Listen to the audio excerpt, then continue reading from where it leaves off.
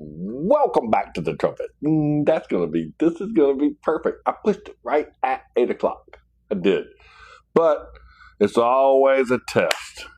Make sure the audio is picking up. It shows a little blue flashing light. It says, hey, howdy. How are you doing, Arkansas Gigi? Good to see you again. We got people coming into the room, and that's certainly awesome.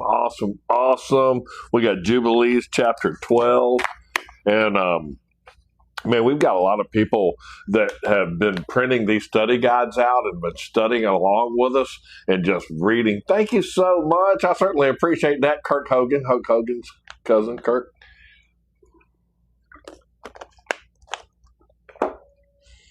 It is. Thank you so much. I'm great. How are you, by the way? The sound is great. You know what? I'm going to start these little bitty microphones and stuff like that. They really do work good. And if you talk into them, almost even if you hold them up, they really do almost like a podcast mic. And you can just hold the podcast mic in there, and it just comes through really good. But we have been just studying along in the Dead Sea Scrolls, and we're in the book of Jubilees. This is right when Abraham finds his father's idols. And man, he destroys his father's idols, dude. He told his father, hey, these things are no good, and, these are bad. Yeah. So he destroyed them. And his father was like going, I know they're no good, man. I know that these things aren't going to do anything for us, and that there's no life in them, and that they can't help us. But what do I tell the people? And he said, Del, just please keep your mouth shut, because those people will try to hurt you. Yay, Tim Rock, how are you doing, man? Good to see you.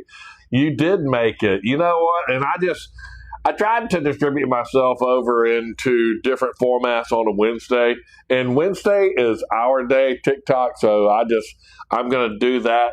The other formats, I'm probably going to start reading like the War Scroll or something like that on the other formats, and just pick a whole nother day to just do them. That way I can moderate the crowd. I can be in the crowd and like, hey, man, my other account.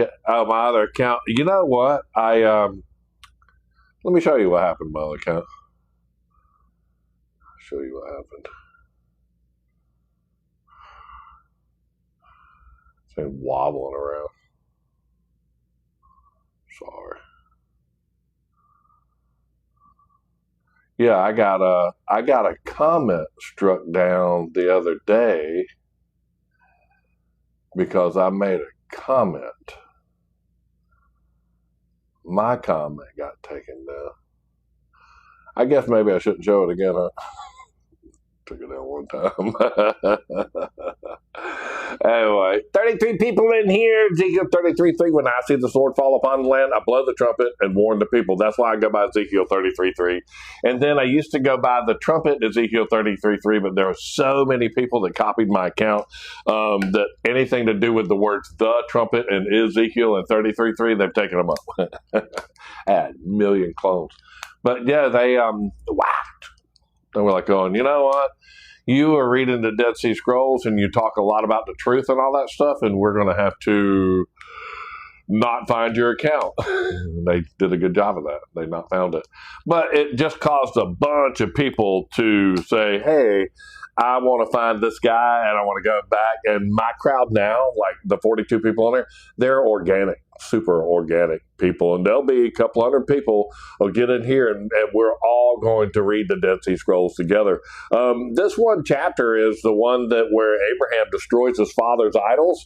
And dude goes in, Haran, I believe is his name, Abraham's brother, and goes in to put the burning idols out, and he dies in the fire. And then Abraham's father asked him to take Haran's son, Lot, with him into the promised land. And he takes Lot, and then, of course, Lot, he goes off the reservation. And that's just what Lot does. He does that a lot. He does. Thank you so much. All the gifts. I certainly appreciate that, man. Thank you so much. I got a friendship necklace. I didn't even set any of the goals. Oh, don't even know what they are. I could care less. Y'all give me whatever you want to give me. Give me one of the tomatoes or a rose. Throw tomatoes. Throw tomatoes. Has anybody read chapter 12 of the Book of Jubilees? It could have been that y'all were with us last year when we went through the Book of Jubilees, but I'm telling you something. I almost read something new. Hey, brother, how often do you draw postcards on the Codex? At the end of every month, according to the Jubilee calendar. So 30 days away from whenever we just were, it was the 19th. So it'll be probably the 18th or 19th, I think, of July. But yeah, if you go to my bio page, I'll show you exactly where that stuff is, man. A bunch of people have sent me postcards, but we're only going to put them in, only the ones that send me new postcards, and you have to be present to win. But if you do that, go right to my picture on my bio page and click on my link tree, and then see it right there at the bottom. That's what happens. That's what pops up.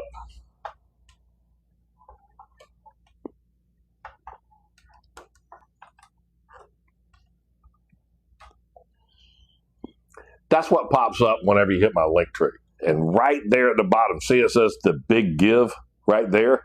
That's the big give. Right there. If you click on that, that gives you an address to send a postcard to, and then it's absolutely free to enter. All you got to do is mail me a postcard, and we're going to pull one out.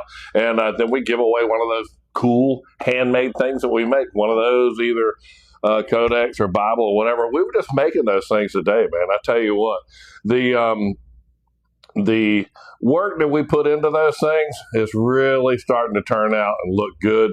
If you go download the chapter 12 of the Book of Jubilees, when you click on that, this is going to come up, and you see those three dots right up there? I think I got a better shot of it. Yeah, see those three dots right there? Click on those three dots when you share this out, and then it'll say open in browser, and that's exactly what you want to do. You want to click on those three dots and hit open in browser, and then it'll just go, bow, it'll pop right up, and then you can see all of the pages of this, and they'll just pull right up, beautiful, clear pictures so that you can do. And what I've done is we've loaded all kind of imagery into it to tell the story about Abraham's fathers and his idols that he has. So please share this out. It makes a big difference. Hey, hi, Country John. How are you doing? Get to see everybody in here at More Than Life. Everybody saying, hey, it's such a good community, man. We got some cool people in here. And they are the kind of people that you want to be fighting with, whenever we go into battle. You got a bunch of people slinging swords and they don't know what they're doing. A bunch of crazy people, and they'll hit you in the back. You're like going, hey, ow. All lit. Gallery, 10 out of 10. I don't even know how to work any of this stuff. I'm so glad that y'all do, though. Y'all give me good advice. We've got the best moderators in the whole wide world. But if there's anything, while we let the room build up a little bit, because I normally talk for about 15 or 20 minutes, and everybody's like, shut up, man. You talk like 30 minutes, if not 45 minutes. Someone wanted your take on flat Earth. Flat Earth. I think that we live in a realm of a kingdom, and if you read the book of Enoch, it has different levels and rivers and mountains and all underneath the earth. And if you read the Bible, it always tells you about Satan going to and fro in the earth, to and fro in the earth. So there's a lot of talk about the levels in the earth. And Joshua, when he commanded the sun and the moon to stand still, he did not command the earth to stop spinning. So, I mean, not that I want to say this is this shape or this is that. I can just tell you that when he extended the day, he told the sun and the moon to stop moving. So it was like the sun and the moon were moving and the earth wasn't spinning around. And it was more like they were going on their course. And that's exactly what Enoch, the book of Enoch says, that the sun and the moon, they follow their courses. And so I can just see that. sort of going on. As to what shape this realm or this kingdom is, I could not even tell you what shape this thing is. I don't think it's flat because it's the water underneath the firmament, which there's the firmament, that's the heavens above, and there's also a firmament and there's water below. So right in and out of their portals. Yeah, it says that in the book of Enoch. I always famously say that if you read the last chapter of the book of Enoch, you'll have a real hard time describing what shape this thing is that we are on. And, we're just sort of blind to it. We just don't even know how the wind blows, and we don't know how the current is. And just like when you read the book of Job, when he, told Job, because have you ever stood back and looked at it? How are you going to measure this? How are you going to tell me how the wind blows? And, do you control the seas and the tides? And, Job, he got shut up and put in his place, and he's like going, dude, you don't know crap, man. You're a little space monkey I put on this planet. I formed you with my hands. But one thing for sure is that he manifested into a form which I'll call Melchizedek, because you'll hear about Melchizedek coming up here shortly. No father, no mother. But you can see in the book of Job where he manifested and he was there, and the sons of God were there, and Satan was among them. So Satan was manifested in the host of heaven, were manifested into some type of trial and error beings that were able to restrict and touch Job and afflict him. So just know it's a pretty open world out there. Abraham, I'm going to tell you something right now. Why did Abraham chop up his father's idols? This is a real good one right here. A pinned comment. It's about the video you did on mankind versus Satan. What about it? What question do you have on mankind versus Adam and Eve? I did that video a long time ago. But the more you sort of read about it, keep that comment pinned up there. The more you read about it, keep that comment pinned up there. I got to touch the space real quick before I forget. That is Shem, Noah's son, right there. That's when Shem died, and no, he's over here. This is when Shem dies right here, and that's when Abraham dies right there. So let me go. It's that bottom line. That's Shem and Abraham. Shem, Noah's son, and Abraham lived for 61 years while Shem was alive. So when Abraham died, when Shem died right here, he had known Abraham for 61 years. So Abraham, he comes back. We just read that he was gone at the age of 14. He comes back and tells his fathers that he has a bunch of false idols and that they are not gods and what have you. Keep that comment pinned, please. And then he comes back and destroyed them because he had been to school in the school of Shem. He had went and studied with Shem. So Abraham and Shem all studied together. So he had a pretty divine school that he went to, and then he came out and saw his father's idols, and he destroyed them. And that's what we're getting ready to read about, the difference between the way Shem was raised, the way Shem trained Abraham, and the way Terah, his father, worshipped all of these gods. So thank you for keeping that comment pinned. And Donnie, I certainly appreciate that question. A lot of people, when you read the very first book of the Bible, the very first book is Genesis. In the first chapter of the book of Genesis, God created animals first, and he created them in this order. He created fish, birds, the cattle and the things that walk across the ground, and then man and woman, he created them both. And right before that, it says, let us create them in our image. And then in the second chapter, God creates man with his own hands, and then he brings the animals to him to be named, and then he creates a woman. So understand that he creates in the first chapter, and it says in the older books like Geneva, it says he created mankind. And then in the 12 sentences later in the second chapter, it says he created man. And the only difference is he spoke the people together in the first chapter. He spoke them into existence. And then in the second chapter, he actually formed man with his hands and blew breath into him. So I believe the mankind are the people that were outside of the garden that God formed with the perfect garden and the perfect things inside of it. And I believe that those things outside of the garden is what Cain was scared of, was going to kill him if he did not have a mark put on him. So he put a mark on Cain so that he could go outside of the garden and lest he be killed. And I believe it was the mankind and the beast and the fallen angels and all the crap that was created when the man and mankind were first spoken into existence. But that's just my take on it. You can read that right there in the Bible in Genesis. Does that sit with anybody okay? They're like going, I think you're crazy.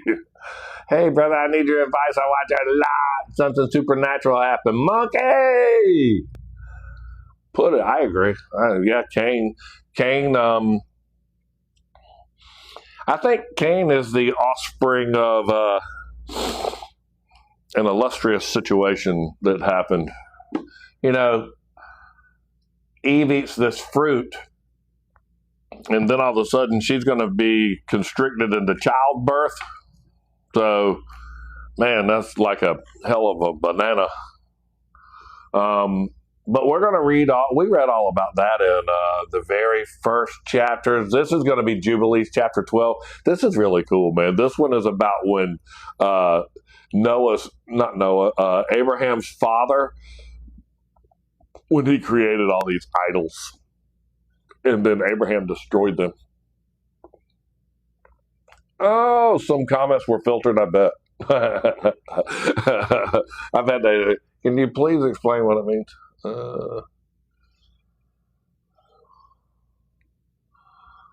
Please explain what it means. The Jews will follow the Gentiles. I think they're going to turn around and go, hey, you know what? I think you do right. Because if you weren't a Jew, you're a Gentile. So that's literally you were a McCoy or a Hatfield. So you were either a Jew or if you weren't a Jew, you were a Gentile. And I think that ultimately, I don't know which particular verse that you're reading out of, Bobby, but I think that the Jews, it says in a couple of different places that they're the ones that are doing it wrong, and they're going to end up watching the Gentile, the religion is going to switch over to the Gentiles. And I think it has, man, because I've taken their book that they're the Hebrew Bible, and I'm just kicking their butt with it, man. I mean, them and their little David boy right there. So I've locked into the Dead Sea Scrolls and the Book of Jubilees, which is, what it says, written by God and given to Moses to teach men with. And I've been just kicking butt and taking names with this one, man. Hey, thank you so much for sharing this out. Look at the pinned comment. Might I say, Greg, the haircut is rocking. My wife and AJ's a barber, and he does an amazing job. And my wife and AJ yesterday, they, you know how Mr. T had to get him on the airplane and they had to knock him out? That was them, man. They running down the hallway and they went, oh, yeah, to take a haircut. And I was like, oh. And they kicked my butt, and then AJ cut my hair. He did. Thank you so much. Thank you so much for sharing this out. It makes a huge difference, man. Looking sharp. Thank you, Morgan. I certainly appreciate it. She said I look younger when I shave all this down, and I was going for a Moses thing. He went up on the mountain, got the Book of Jubilees, came back down. Absolutely not. Absolutely not. Where is that? Is my granddaughter in here? How old is she? 2? Yeah. She's 2 years old, and her new word is absolutely not. So she's hilarious. Aubrey. Do you remember the movie? You know one thing, talking about movies, man, I always tell you series and all. Have you seen this series that is on right now, right here? The Testament. Anybody seen this? It's on Angel Network. It's on the Angel Network. It's right there in the Angel Network. It says Angel Network. It's called The Testament. It has 8 episodes of this. It's called The Testament. Let me tell you what this is in a nutshell. This is the story of when Jesus came and the day of Pentecost, and they had the tongues of fire and all that stuff, and there was the temple and the pool of Siloam and the 12 apostles and all of those players, except take the time, which is 33 AD, and change it to 2026. So this day and age, the 12 apostles, guy named Jesus. His resurrection. Yeah, it's after his resurrection, after the day of Pentecost. These people are like going, they saw it, the people saw it, all of this. And it's the take of the life of the apostles after Jesus returned in the day of Pentecost. And it's set in 2026. So Peter, Paul, John, all of those are, 25, 35-year-old people that he's gathered together that are of the 12. And it's super cool. So who did Cain beget sons and daughters with? In the 2nd chapter of the book of Jubilees, we read that the sisters of Cain and Abel were Awan and Azura, and Cain took one of them, Awan, and went and made a city named Enoch, and created that boy named Enoch, one of the kids named Enoch. And then Abel, he woke up dead, and then Seth was next boy. And that's funny because Adam, does anybody know how many sons Adam had? We always say, it's the 12 tribes of Israel. And there were the 12 sons of Jacob and all that stuff. Who was the first person to have 12 sons? 12, bam, Kirk Hogan, Hulk Hogan. No, he doesn't, man. He had, it says right there in the time chart, it says that Adam begat 9 more sons, and he had Cain, Abel, and Seth. And I know one of them woke up dead, but he had Cain, Abel, and Seth. That's 1, 2, 3. And then it says right after that, he begat 9 more sons. So that's a total of 12. So the 12 sons of Adam is the first time we started doing things in 12 apostles. And so that's 12. Yeah, I know. Cain, Abel, Seth, and then he begat 9 more sons. 12. So that's how many sons Adam had when you hear about that. But nonetheless, it's a really cool movie. And it's 8 about 50-minute long segments of that. And I'm sure you'll enjoy that. I sure you will. Oh, did anybody see that about the seat of Satan and the throne of Satan, that one TikTok that I did? I don't know how many daughters. I didn't really do a great job of counting them. It talks about 2 in the book of Jubilees. But did anybody see Pergamos, the tick I did on Pergamos, the seat of the devil? Say, I know where your seat is and where Satan's throne is. And this is Pergamos. This is in Revelation chapter 2. This is the seat of Satan right here. I know, this is crazy. And then they disassembled this thing and took it into the museum in Berlin. That's what it looked like, the big thing. They disassembled it. So the seat of Satan from the church of Pergamos, this is the church of Pergamos. And this is where God, what's the dude's name? Antipas, my faithful martyr. He was burned in a brazen bull, literally right there. Now, this is like Gog and Magog area. There's Gog and Magog are right in through here, Ukraine, all this crap. And yeah, he's the dude that was burned inside the bronze or the brazen bull, Saint Antipas, and that's Revelation chapter 2. Sure is. He was burned in a bronze bull. It was. And this is what the city looks like, or the place, the church looks like, Satan's seat's now. And this is Satan's seat after they removed all of the infrastructure, and they removed all of this from there and put it inside this museum. All of it looked like that. And it was, you can see where it goes underneath. These catacombs would have went underneath there. So that is all underneath it. Those are the stairs would have went up right there and all of that. And then if you go and look at these people that are all around here, they're all like got sea serpent tails. Kind of crazy that all these shows are coming out about David right now, when it's clearly then I know, because David is he's there. David is the Hebrew. You remember, man, they wanted a king, and God was like, dude, y'all are like hating me or what? And Samuel came back to him and said, man, the people want a king. And I told them that the guy was going to be mean to them, and they didn't pay any attention. And God said, don't worry, they didn't reject you, they rejected me. So the people rejected God, and they had a seer, Samuel the seer, appointed kings. And notice that every time one of the kings got appointed, which was, or anointed, when they put oil on top of their head, they anointed those kings. That made them the Messiah. And so just know that David was the first Messiah and Christ on Mount Zion. And so y'all can just take that. David was the Messiah on Mount Zion. Does everybody understand why I would say David was the Messiah?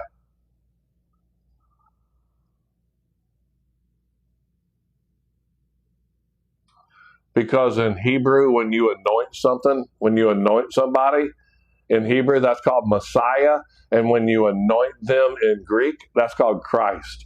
So David, King David, he was anointed, and that made him the Messiah in Hebrew. That word is Messiah.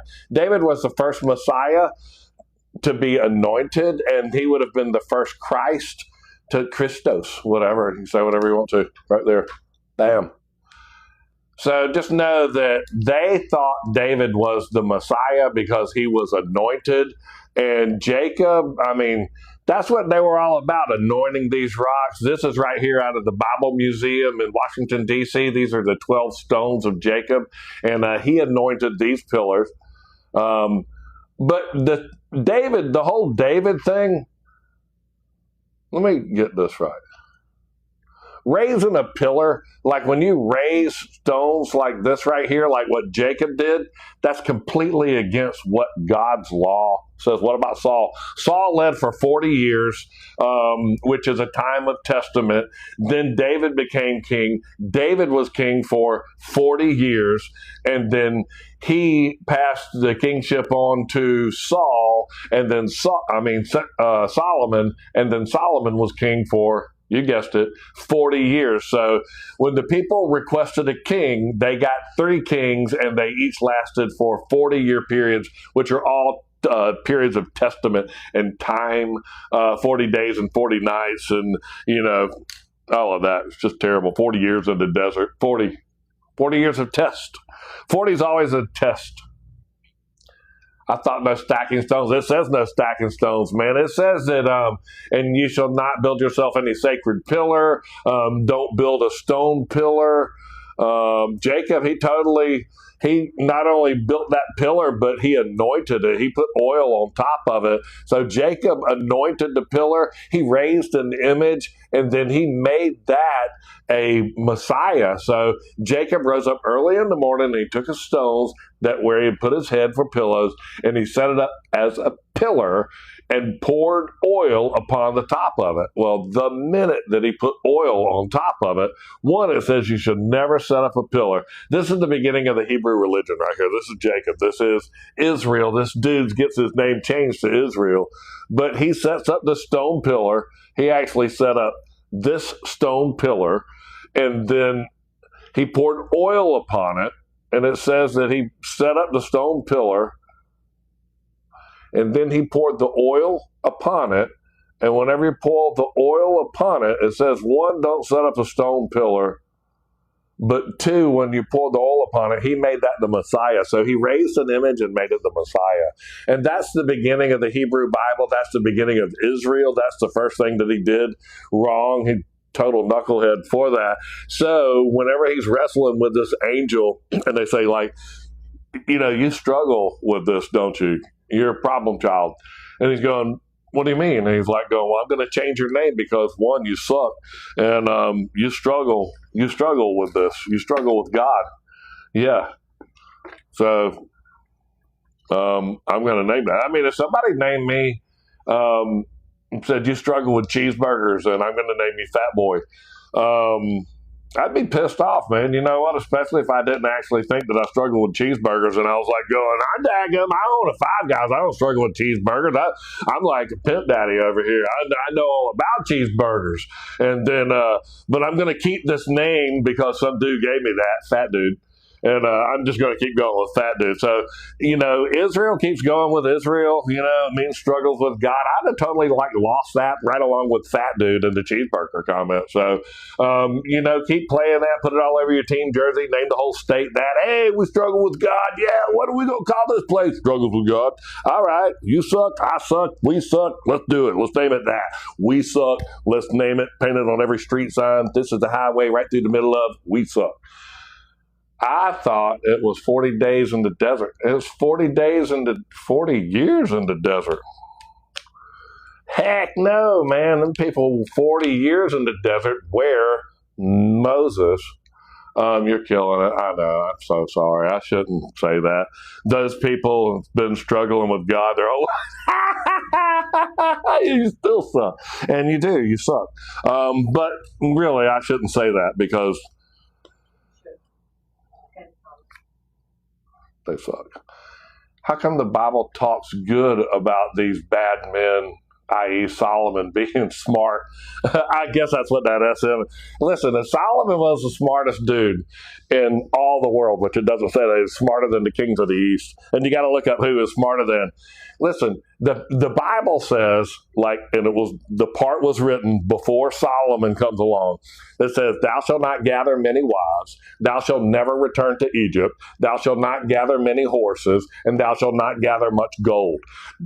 Solomon goes all the way back down to Egypt to get his 700 wives and 300 girlfriends or concubines. He gathers 40,000 horses and then comes up and collects 666 talents of gold for the Hebrew people to worship in their religions. So if he was so smart, he would have known better than to break all those rules. David, too. David was bona fide idiot, had no idea what the scripture said.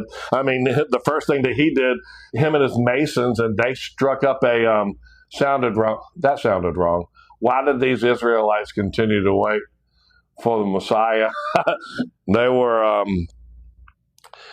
David was the Messiah, and he was a warlord, and, Saul had his thousands, and David had his 10,000s. And David's the first one to climb up on Mount Zion. And you can see right there, that's Mount Zion. So David built his palace on Mount Zion. Notice that they built the temple on Mount Moriah, which is 110 feet lower. So David builds a palace up here on top of Mount Zion after he slayed the lame and the blind that were hated of his soul I mean, that puts you into you suck immediately, but I won't keep saying that because I don't want to get in trouble, but you do suck. And he lived on Mount Zion, so he's the Messiah that lived on top of Mount Zion. David was the anointed one that lived on top of Mount Zion. So David is the first Messiah to live on top of Mount Zion, and he wrote the book of Psalms while he was being Messiah up there after he slayed the lame and the blind that he hated with his soul. Sorry. But look where they moved David's tomb. You see where they buried him right here? And I've got a couple of good pictures. I'm going to zoom right into this and show you this pool in the temple. But in all the books that I make and all of the maps, I put these maps in the books. I don't understand why it talks about them being good, smart, but they clearly weren't. I know Satan was the most cherished angel in heaven, and then he cast out. The watchers were all good, and then they, just lost their way in the job. So, the only comment that you can get out of David was he was a man after God's own heart, and Satan was the most cherished angel in heaven. So, he just let that crap go to his head. David left the flock. I mean, that clearly happened. So, just understand that.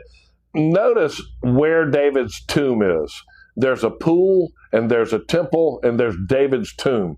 And in current day, we've moved the tomb of David, or they moved the tomb of David, and you're going to see right by that pool, right by the temple, the tomb of David is going to turn into the Church of the Holy Sepulchre. There's the pool, there's the temple, there's the Church of the Holy Sepulchre.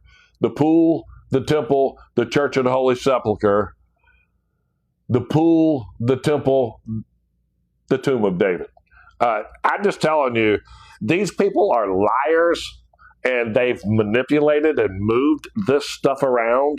You have no idea what's going on. Constantine's mom goes over there, finds this place, turns it into the temple of Venus or Jupiter or something like that. And the 16th century book, Pilgrim's Progress, mentioned the Lord in the mountain. David was just anointed man to be king. Anointed. He was never the Messiah. I'm sorry. David was the Messiah.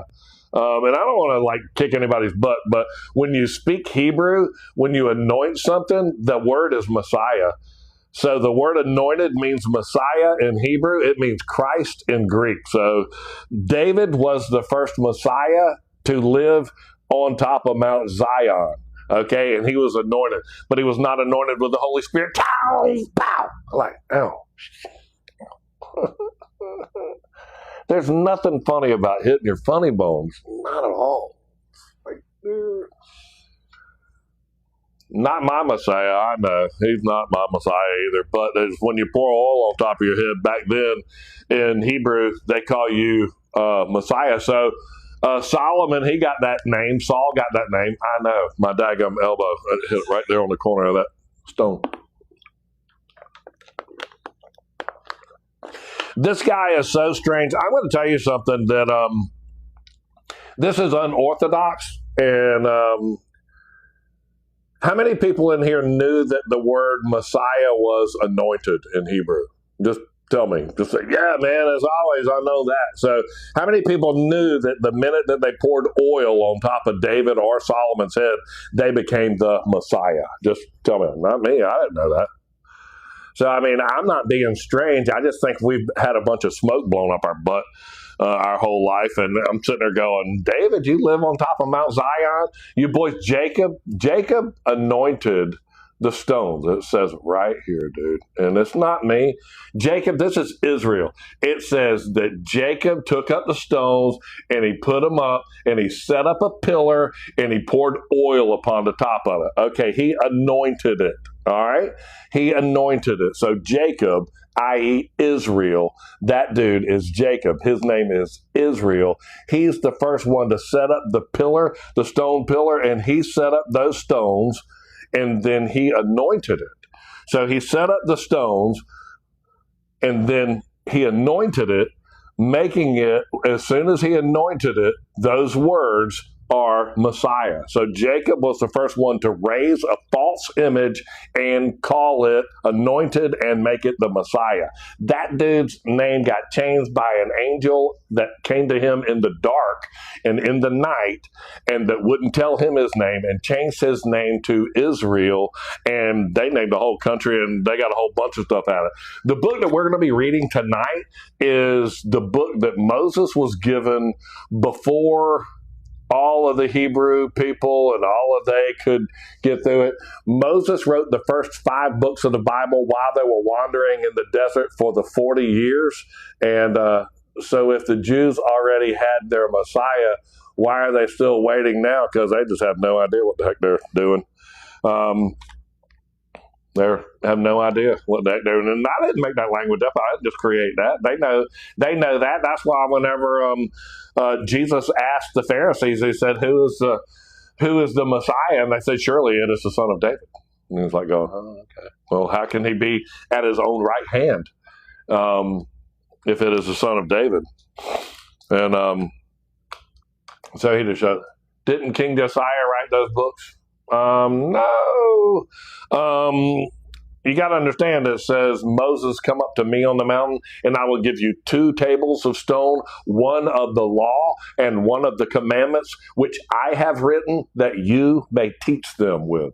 So he comes down the mountain with the 2 tables of stone, one of the commandments and one of the law. The word the law in Hebrew is called the Torah. So the first 5 books of the Bible are ironically also called the law. But he did not come down the mountain with the first 5 books of the Bible. He came down the mountain with one book that was written by God and the commandments. And then he went on during the 40 years in the desert to write Bobby Joe's question. Why do people believe we're in the little season, and what argument can I use? The little season, if you know how long a long season is, Joshua said, hey, surely you were in the desert, but a long season. So just know that they were in the desert for 40 years, and that in the Bible is termed a long season. That 40 years is. So a little season would be less than that. And also, too, it says after the 1,000 years, the rest of the dead must be released for, Satan must be released for a little season, and also the rest of the dead are released. And this is the first resurrection. So that first resurrection happened in 33 AD. And after the 1,000 years are finished, that's when the little season, he's released for a little season. So it was in 1033 that he was released for a little season. And if you think that the little season is 1,000 years long, then why would they have said a long season is 40 years? He's reincarcerated for a period called the second death. And it says that those that are affected by the first resurrection are not affected by the second death. So the first resurrection is the first 1,000-year period. The second death is the second 1,000-year period.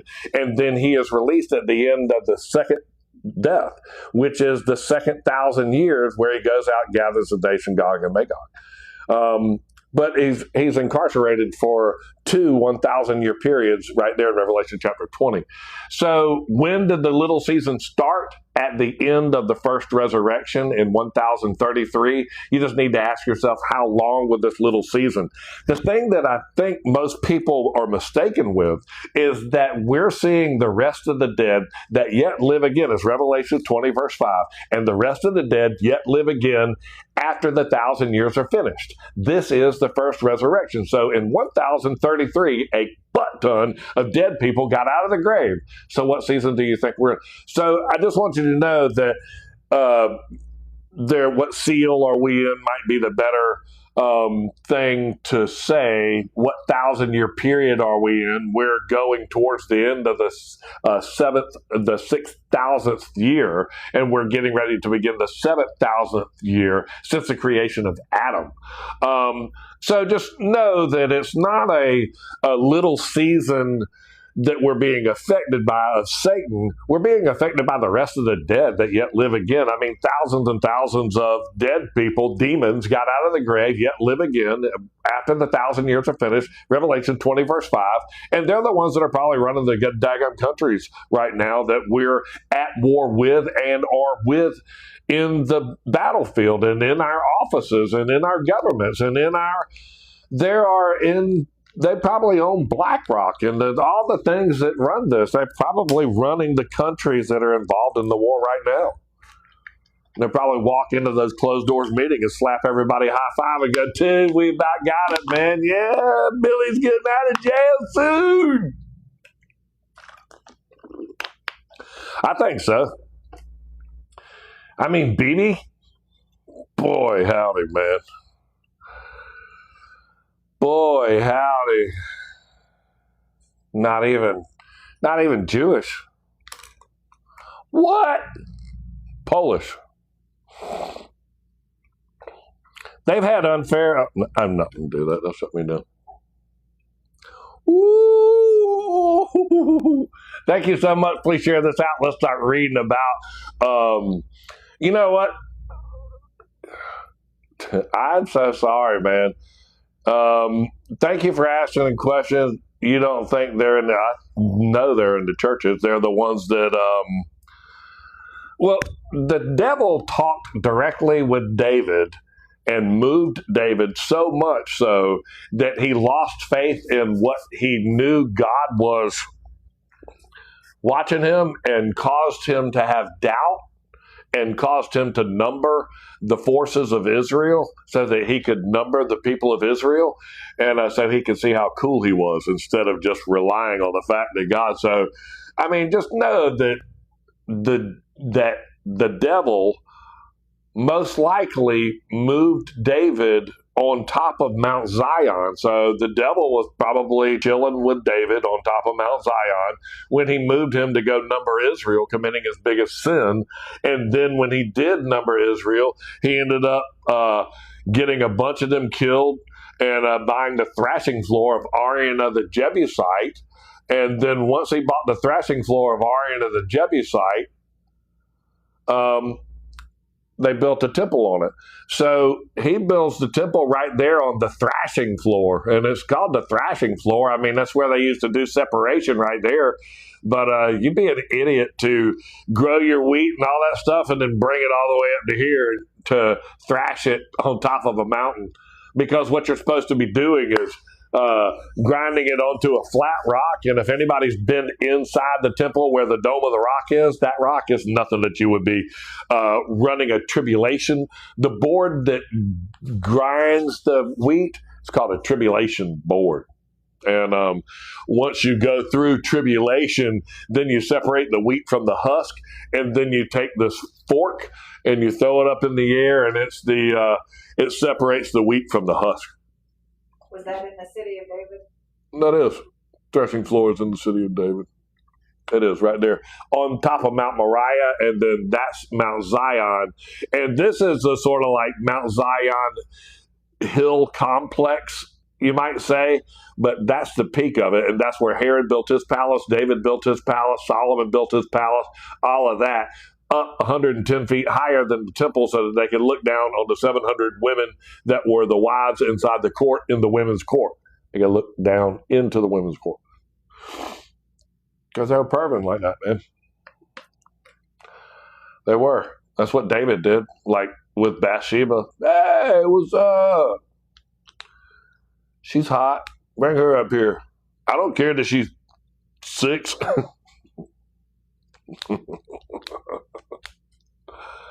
What seals have been broken? 6 of them have been broken. The 5th seal is the one that you can really tie together because that's when they got the white robes.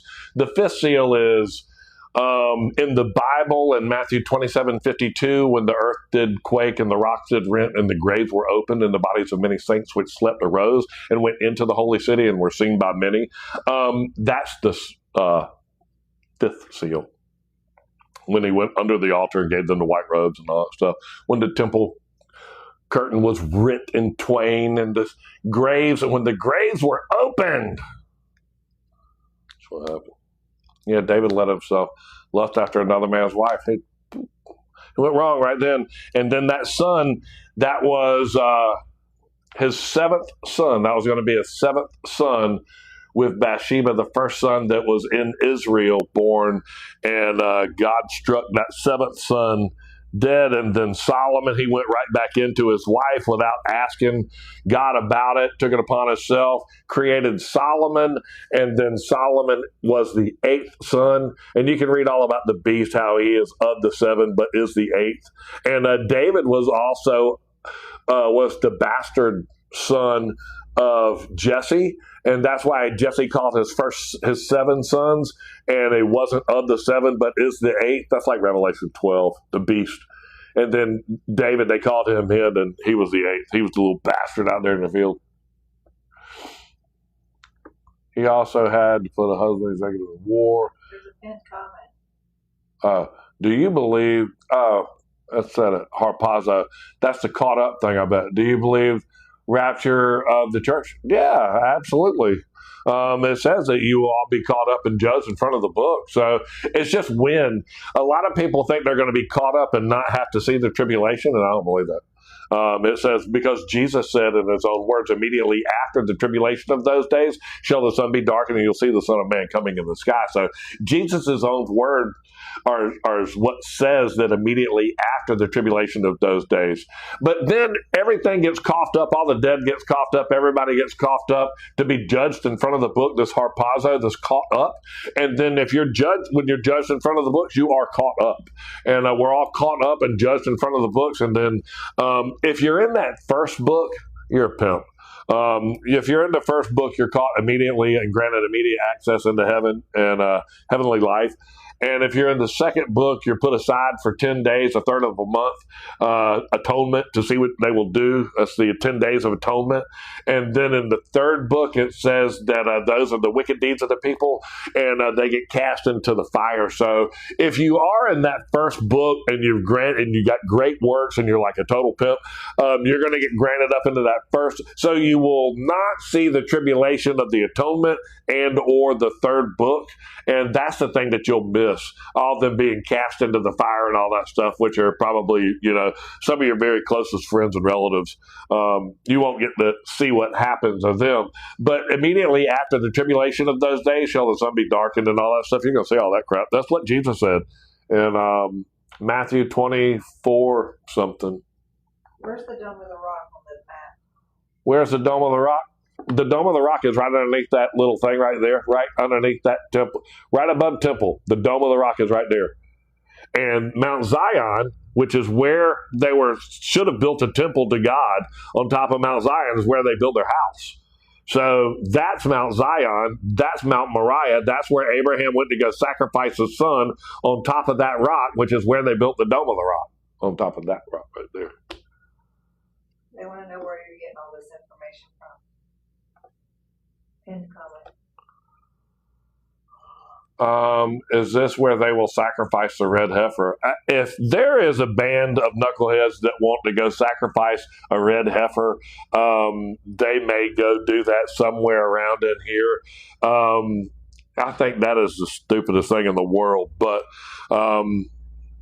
they can go right ahead and do that. He's not looking for any sacrifices. And you never saw when he was, hey, man, go get the sacrifice and go kill that thing over there. Yeah, man. Go kill that thing over there. He's like, dude, I got this. It's me. I am the sacrifice. I am the one that will atone for your sins. And where are you getting all this information from? Which piece? I bet you about the 3 books. That's going to be in the book of Gad, isn't it? In the Codex. I'll show you. It says in 2nd Chronicles, don't you read the Codex or read the book of Gad? That's the Codex that me and my son make has got the book of Jubilees, the book of Enoch, the book of Gad, the book of Jasher, and the Gospel of Nicodemus. And the book of Gad has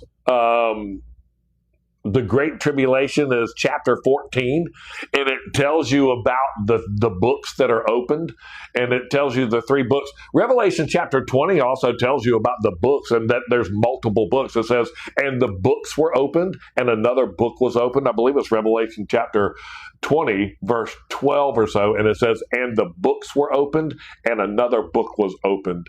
And then they read out of the book of life, and those were judged out of the book of life. I saw the 1500 book of map, Moses' Garden of Eden in Iran. I don't believe so. I actually think the Garden of Eden is right there near Jerusalem, where the Gihon came out of the side of Mount Zion, because the Gihon Springs, which was the only river, Gihon is the only one mentioned in Genesis 2, and the Gihon Springs were sealed away by King Hezekiah. And it sealed up all the water where the lame and the blind would have went to get their healing from. And when Jesus went into the city and entered in through the eastern gate, the first thing that he did was go into that pool right there, into the pool of Shalom, and heal the people. So you can go to my bio and you can get that. That's one. I just literally took a picture of that. And this is the codex me and my son make. And it's got, the codex has all these maps in it, and it has, and on top of Jubilees and Enoch. We're getting ready to read.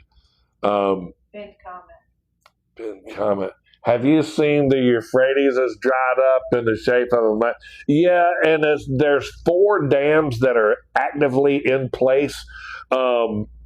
In place in the Euphrates, and they have the ability to literally just dry it completely up. So I think it's like,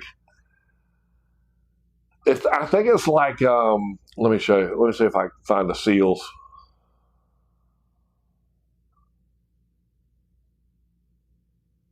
Hold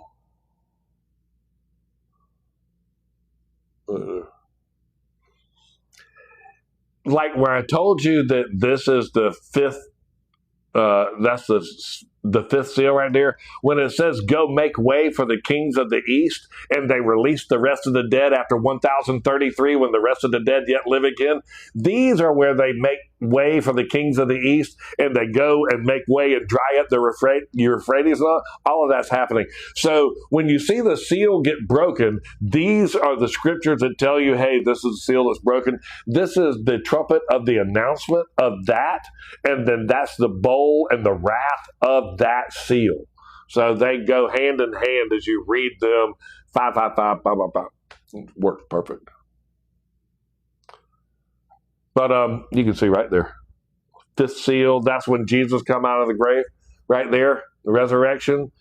And he gave them the robes, and the earth did quake, and the rocks did rent, and the graves were opened, and the bodies of many saints which slept arose. Right there, happened right there. If you have not downloaded the study guide for tonight, please go do that. It is right there. Go to my bio page. Please share this out too. Thank you so much for all of y'all being here. Please go share this out. Go to my bio page, click on that Ezekiel 33:3, and then click on that link tree right there. And this is going to pop up. And if you want the book of Jubilees all printed and bound together with Gad and Enoch and some other just super cool documents, I'll make one for you. Or 1582 Bible. Me and my son make them. But if you just want the lesson for Jubilees, chapter 12 is free to print off. Click it right there. All of the lessons, we play them back onto my Pray Tree on right here, which is that button, and we play them back on that so that you can enjoy those in more of a long form content. And they always had the PDFs click off right there, so each one of them will have that lesson with it. But if you click on that Book of Jubilees, chapter 12, the first thing that's going to pop up is this, and then this.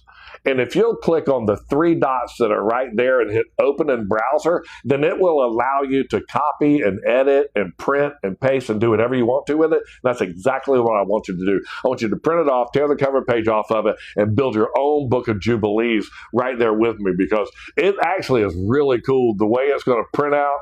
And it's a good looking work and got a lot of great artwork in it.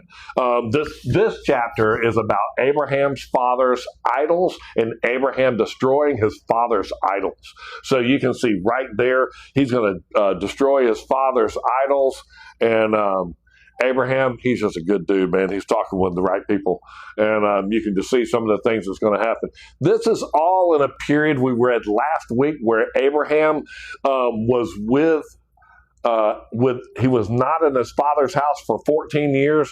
Just know that Abraham, that's his lifeline right there. And this bottom one, this is Shem right here. So Shem and Abraham lived 61 years while Shem was alive. So Abraham knew Shem 61 years. So the dude that actually helped his father build an ark and fight off the Nephilim and the giants that were created actually sat around a bonfire with Abraham and educated him in the first part of his life. So he's absolutely a pimp for doing that. And as you can see right there where Shem dies, and that's where Abraham dies right there. You can see Abraham dies right there. Sarah dies. Abraham dies, and Shem dies. So he lived longer than Shem, but dudes were like on the same city block. And Abraham, when he took his son to be sacrificed on top of the mountain, he took his son to Mount Moriah, which is right there where they built the temple. So Abraham knew Shem, and they say that Shem lived on the mountain of peace, Jeru, and that Shem would have been somewhere in the vicinity when he was sacrificing his son right there. Brother, it's great that we don't have to taste the second death, that we don't have to taste the second death. Well, it is great that that we're in a period of time called the second death. It is the second 1,000 years. It is when the rest of the dead yet live again. And it tastes like crap, man. It's almost like when you use hand sanitizer to clean your hands and you go, well, that tastes like crap. I did that today. So, I mean, we've got this Bible. We're going, hey, man, this is not going to affect me. And I'm going to get vacuumed up out of here because I've been just like a perfect person. And I know the Hebrew Bible perfectly. And you're like going, you didn't say that again. I know the Hebrew Bible perfectly. Okay. Is there any book in here that says God wrote it? What is the difference between the King James and the one you print? The Pope in 1582 added 6 books that were not in the 66 books that were approved by the Council of Nicaea. And he added 6 books, and he also changed the calendar and removed 10 days out of the calendar. And none of the 6 books that he put in were in the Dead Sea Scrolls. So he just added like Bel and the Dragon and all that stuff.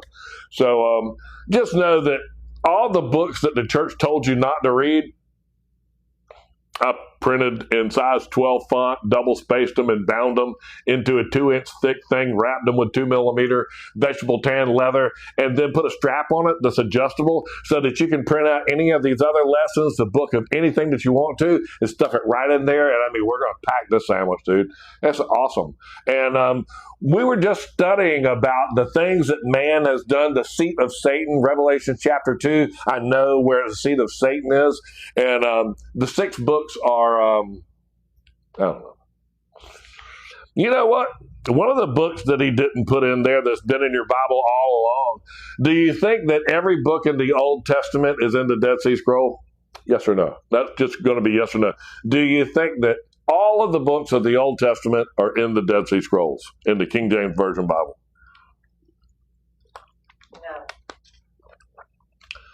No. Which one is not in the Dead Sea Scrolls? There's only one. There's only one book in the Old Testament. You got it. Dude, y'all are kicking it, man. Well, I mean, none of the New Testament's in there. Esther. I guess if you put the TH in there, it's Esther. I got to read.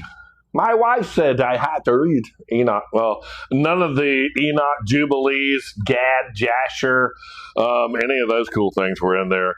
But they were Enoch and Jubilees were in the Dead Sea Scrolls. As a matter of fact, Jubilees was the sixth most popular Dead Sea Scroll recovered. You're right, Esther was the book that was never in the Dead Sea Scrolls, and it's the only book that doesn't mention God.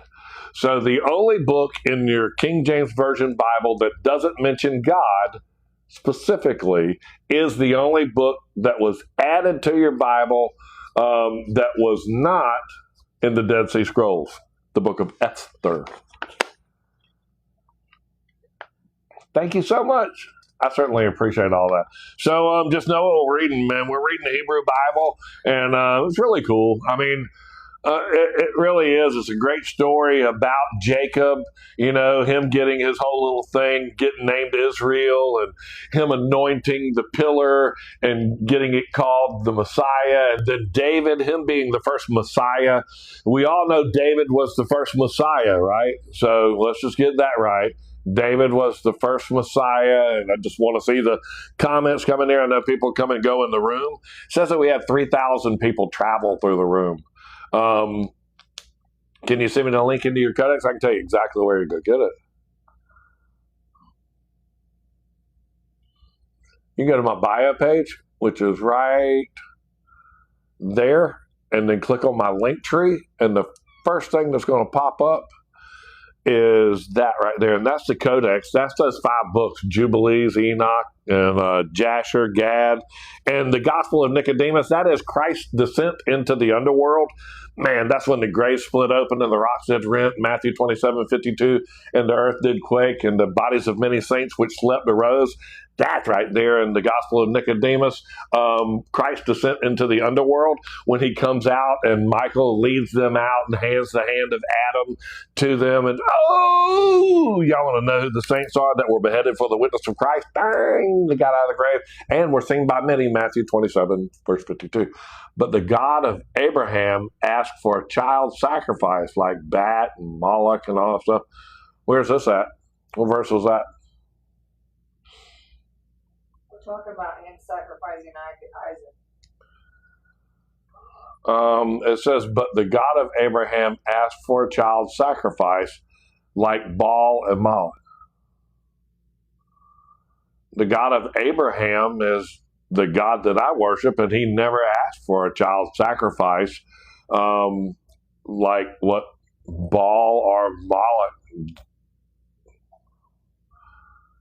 No, he didn't say go throw your son in the fire.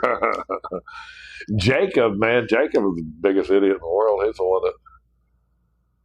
But those leather-clad things are really cool. And I'm going to tell you something. Me and my son, I just took a picture of this as I was walking out of the office, and they really are. You can see they're about 2 inches thick. I'm going to show you what I did. Hang on, I'll show you. This is what went out today, man.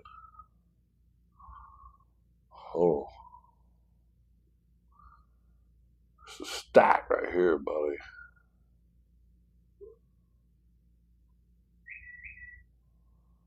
Oh. I appreciate y'all's patience. Y'all do know that I have like 4 million pictures on here. So it's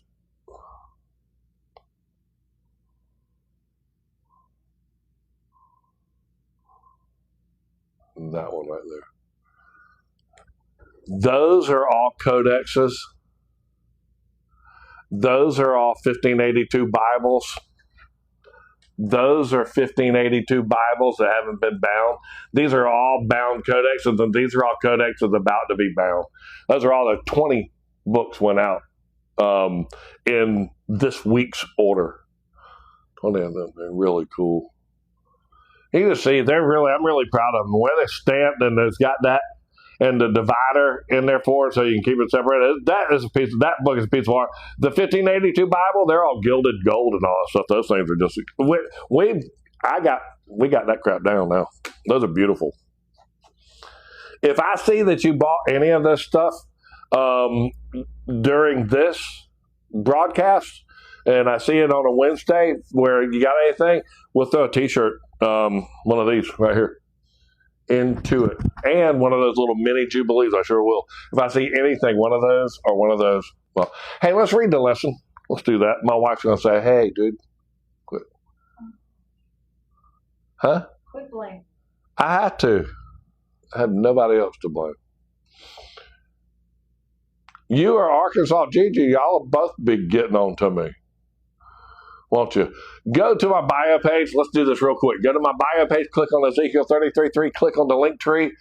Go right there to get your own copy of the Codex that I hand build or the Bible. But click on that right there. That's what we're doing right now. Jubilees chapter 12. And what's going to download for you is the 12th chapter of the Jubilees. And this is where Abraham destroys his father's idols. Make sure to click on those top 3 buttons right there and open in browser. And then it's going to be something that you can download, copy, and use and edit and paste. And I want you to. But great artwork, great graphics that are going to be in there. And we're going to print this right out and get started right now. So I'm going to show you my copy of it and where I've zeroed through and circled and checked all through it. Make sure we're on the right chapter. You can follow along, and I keep pointing a pen, but it's not working. I keep holding the pen up there, but it's not pointing anything. You can't see it. You can see it here, but you can't. Everyone's asking, just real quick, and it gets to the lesson. Several people have asked if they're just starting out, what do you recommend they read first? Jubilees. I would read the book of Jubilees. Tell me what book it's Genesis and some of Exodus. Yeah, do what? Jubilees is Genesis and Exodus? Jubilees is Genesis and about 18 chapters of Exodus where where Moses goes all the way up to the mountain and receives the law from God. That's what he received. And the very first thing that the book of Jubilees says is, come up to me on the mountain and I will give you 2 tables of stone, one of the law and one of the commandments that I have written that you may teach them with. Then he goes into the desert for 40 years and writes the first 5 books of the Hebrew Bible that we know now, which is Genesis, Exodus, Leviticus, Numbers, and Deuteronomy. At the end of Deuteronomy, it says that Moses wrote the first 5 books of the Bible, which is the Torah, which is the beginning of the Quran, and is the beginning of the Hebrew Bible. But the book of Jubilees was always told not to read, don't put up with it, don't follow that book. And when they discovered the Dead Sea Scrolls, it was the 6th most popular scroll in the cave. It has a perfect calendar with it, and it says exactly the same thing that Genesis does as through the book of Exodus, all the way up to Exodus 18, and there's no differentiating between it. It tells you who Cain and Abel's sisters were. It has a lot more information, and it's going to tell you some things about Abraham that you probably didn't even know. After Enoch 1, I wouldn't even read any of that stuff. Enoch 1 was the only one found in the cave. Unfortunately, it was only like 35 pages, so they felt compelled to add stuff to it, and they did. They added Enoch 2, 3, 4, and 5, and to me, you can read it. It says all scripture is God-breathed and useful for teaching and correcting, and I can teach you right then where in Enoch 2, it just starts talking trash, and you can just see where it was lost. But you can also see how they talk differently in Enoch 2 through 5. And it was not found in Qumran and the Dead Sea Scroll. After that, Jasher. Jasher is super cool. Is your leather made out of pig? Huh? Is your leather is it made out of pig? No, hell no. It's cow. Okay, thank you. Pig leather. No, that's football. No, it's made out of vegetable tan, 2mm vegetable tan leather. And it's a perfect cover, too. Instead of a hard cover that would rigid and crack, and paper covers, which are just, junk, it's a thick leather cover, and it's wet formed. So it's almost like, how a holster looks like a gun. It's formed to look like that book cover. It's cool. It is awesome, and people love those things. Thank you so much. I am going to read this before I get in trouble. I am. Are y'all ready to read how he destroyed his father's idols? If y'all haven't downloaded this, please share it out with your friends. And I'm going to read through this. Oh, my elbow is killing me right now because of me hitting it twice in a row. Abraham destroys Terah, his father's idols. And it came to pass in the 6th week, in the 7th year thereof, that Abraham said to Terah his father, saying, Father. And he said, Behold, here I am, my son. And he said, What help and profit have we got from these idols, which you do worship, and before which you do bow yourself? For there is no spirit in them, for they are dumb forms and misleading of the heart. Worship them not. Worship Yahweh, the sovereign ruler of heaven, who causes the rain and the dew to descend on the earth, and does everything upon the earth, and has created everything by his word, and all life is from before his face. Why do you worship things that have no spirit in them? For they are the work of hands, and on your shoulders you do bear them, and you do not have no help from them. But they are of a great cause of shame to those who make them, and a misleading of the heart to those who worship them. Worship them not. And his father said to him, I also know it. But my son, what shall I do with the people? Well, they have made me serve before them. And if I tell them the truth, they will slay me. For their souls cleave to them, and to worship them, and to honor them. Keep silent, my son, lest they slay you. These words he spoke to his 2 brothers, and they were angry with him, and he kept silent. And in the 14th Jubilee, in the 2nd week, in the 7th year thereof, Abraham took himself a wife, and her name was Sarah, the daughter of his father, and she became his wife.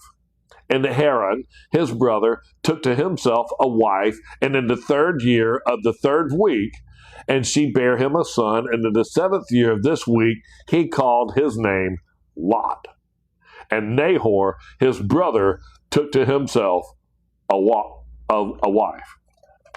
So if you just caught that part right there, you've heard several times in the Bible where Abraham said, this is my sister. Actually, his father probably had another concubine or a wife, and it would have made it his father's daughter. Technically, what is that? Your sister-in-law, half-sister, stepsister's on half-sister. So that's where you pick up on that scripture right there. Come on, we're going to turn. He's getting ready to tear up some idols right here. Bam.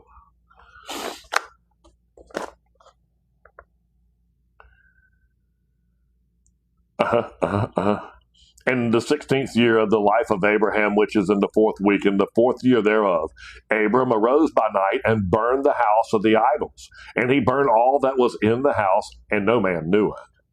And they arose in the night and sought to save their gods from the midst of the fire. And Haran hastened to save them, but the fire flamed over him, and he was burnt in the fire. And he died in Ur of the Chaldees, before Terah his father. And they buried him in Ur of Chaldees. And Terah went forth in Ur of Chaldees and his sons, and to go into the land of Lebanon, and into the land of Canaan. And he dwelt in the land of Haran, and Abraham dwelt with Terah his father in Haran 2 weeks of years. And in the 6th week, in the 5th year thereof, Abraham set up throughout the night on the new month of the 7th month to observe the stars from the evening until morning, in order to see what there would be the character of the year with regards to rains. And he was alone, and he sat, and he observed. And the word came into his heart, and he said, all the signs of the stars and all the signs of the moon and of the sun are all in the hand of Yahweh. Why do I search them out? If he desires, he causes it to rain morning and evening. If he desires, he withholds it, and all things are in his hand. And he prayed that night, and he said, my sovereign ruler, Most High, you are alone, my sovereign ruler, and you and your dominion have I chosen. And you have created all things, and all things that are the work of your hands. Deliver me from the hands of evil spirits, who have dominion over the thoughts of men's hearts. And let them not lead me astray from you, my sovereign ruler. And establish you, me, my seed, forever, that we may not go astray from henceforth and forevermore. Yeah. One more. Henceforth and forevermore. We're reading right there. And he said, shall I return unto Ur of Chaldees, who seek my face, that I may return to them, and I may remain here in this place?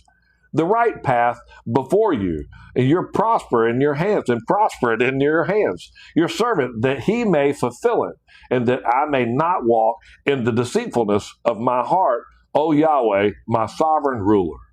And he made an end of speaking and praying. And behold, the word of Yahweh was sent to him through me, saying, get you up from your country, and from your kindred, and from your house, and from your father, and unto a land which I will show you, and I shall make you a great and numerous nation. And I will bless you, and I will make your name great, and ye shall be blessed in the earth. And in you shall all families of the earth be blessed. And I will bless them that bless you, and curse them that curse you. Now, that's the question. That's the thing they're throwing around all through Ted Cruz, and they're saying, this is Israel. This is Abraham before any of this, and this is, I will bless them that bless you, and curse them that curse you. He's talking to Abraham right here. Just know where it got said, and where that famously is said in the Hebrew Bible to Jacob, which he's fooling his father by dressing up like a goat so that he thinks it's Esau. And that is a just whole story of confusion where he was confusing, but I've got off subject. But that's where that comes from, and it's Abraham, and it's the sons of Abraham. And I will be a sovereign ruler to you and your son and to your son's sons and to all your seed. And fear not, from henceforth and unto the generations of the earth, I am Yahweh, your sovereign ruler. And Yahweh Almighty said, open his mouth and his ears, that he may hear and speak with his mouth, with the language which has been revealed. For it had ceased from the mouths of all the children of men from the day of the overthrow of Babel. Right here. And I opened his mouth and his ears and his lips, and I began to speak with him in Hebrew, in the tongue of creation. And he took the books of his fathers, and there were written in Hebrew, and he transcribed them and began from henceforth to study them. And I made known to him that which he could not understand, and he studied them during the 6 rainy months. And it came to pass in the 7th year, in the 6th week, that he spoke to his father and informed him that he would leave Haran and go into the land of Canaan and see it and return to him. Right there. And Terah, his father, said to him, go in shalom. May the eternal Yahweh make your path straight, and may Yahweh be with you and protect you from all evil, and grant unto you free and unmerited pardon, mercy, and favor before all those who see you. And may none of the children of men have power over you to harm you. Go in shalom. And if you see land pleasant to your eyes to dwell in, then arise and take me to you, and take Lot with you, the son of Haran, your brother, and take him as your own. Yahweh will be with you. And Nahor, your brother, leave with me till you return in shalom, and we will go with you all together. So I drew this map on here so that you can see this is the end of Shem's life right here. Okay, that's the end of Shem's life. So Shem died right there. And that is how long Abraham and Shem knew each other. Shem knew Abraham his whole life till he was 61 years old. I'm 61 years old. So I couldn't imagine being educated or having the reference of somebody that actually rowed a boat through the great flood and watched the destruction of all mankind and actually helped build the boat while the Nephilim and the giants fought against you as they all died. That dude lived. They lived together. That guy was. Where is Haran now? I don't know. But that's all Lebanon, where he had went up to Lebanon. Lot is all right there in that whole place. It's super cool. So just know that Shem and Abraham, they were, Abraham went to go sacrifice his son where everybody says Shem lived on a Jeru. So they, and the Babylonian Talmud, or the Jewish Talmud, Talmud, it says that he was the Prince of Peace and that he lived on top of Jeru, and which is Jerusalem. So there's a real good chance he was pretty much in the same area as Abraham when he went to go sacrifice his son. He would have went to go sacrifice his son right there on top of Moriah, where the Dome of the Rock is. And this is Mount Zion, and this is where David, Solomon, King Herod, and all of them lived. It is. Shem saw a lot of him in his life. I know. I just kind of love the fact that Shem was, so much a part of Abraham's life. And if you really want to read the best story in the world of that is in Jasher. That's why Abraham, he was just a double-barrel stronghold because, one, he was raised up by Shem. And it says that he educated him until he was 12. And you can see in last week's version that Abraham didn't come around until 2 weeks of years, which means 14. And then all of a sudden he comes back from Shem's and he's like going, dude, what are all these idols, man? These suck. No, they can't even talk to you. They have no spirit in them. No, it's God who makes it rain and who makes the dew and who provides everything and who formed the seas. And that's who it is. None of these gold and silver things. But, the Hebrew people, they were just pitching the Hebrew Bible pretty hard. And they've always pitched the 10 Commandments. How many people think that there are more than 10 Commandments? And actually, in the chapter 20 or 18, where God's talking, it says, thou shalt not do, thou shalt not do. How many times do you think he says that, like has some rules that you shouldn't break? How many of them are there? I showed them last week. No, just 10. No, he's not. He's not. You can go read it. I'm not making that up. You just need to read the chapter. And right after it says, thou shalt not covet thy neighbor's wife or whatever. And that's what we know as the 10th commandment. Just like read the rest of the chapter, man. It says, thou shalt not have idols of silver and gold. Thou shalt not make stairs to go up to your altar. And thou shalt not make an altar of smooth stones, because if you raise a tool upon the stone, you have polluted it. It says, thou shalt not in front of those three things. It's in the same chapter. And it says, thou shalt not make altars of silver and gold. Thou shalt not make stairs up to your altar, and thou shalt not make an altar of smooth stone. Well, the reason that they didn't print those last three commandments out is because most of those places had stairs up to their altar and had an altar of smooth stone. Solomon had one, but he didn't know jack crap about those books, or he wouldn't have gathered many wives. He would have never returned to Egypt. He would have never gathered many horses, and he would not gathered much gold. But he not only did all those dumb things, which are directly in the book of Leviticus, which were written way before he took command, but he also did all the other terrible things I said. So him and David.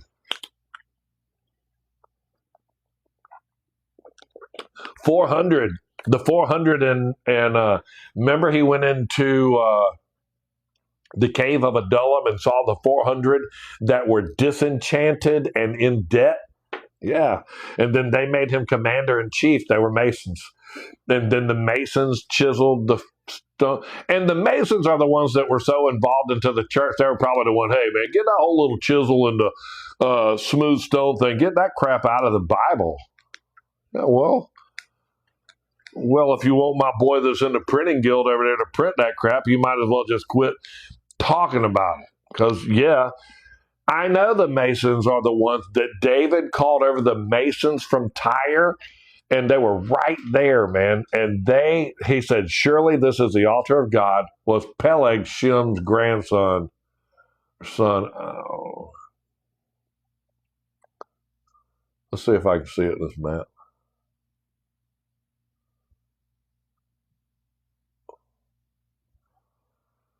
Peleg, I think he's over there. I don't know if you can read. I think he's over here in the beginning. I think Peleg's over here. And then, yeah, one of them might say Peleg in there. But those maps are all in there for you to reference. Sure. They sure are. If you talked about the church wrong, it would burn you in the bull, put you in a brazen bull, and make you stop talking about that. You couldn't say, hey, wait a minute, King David was I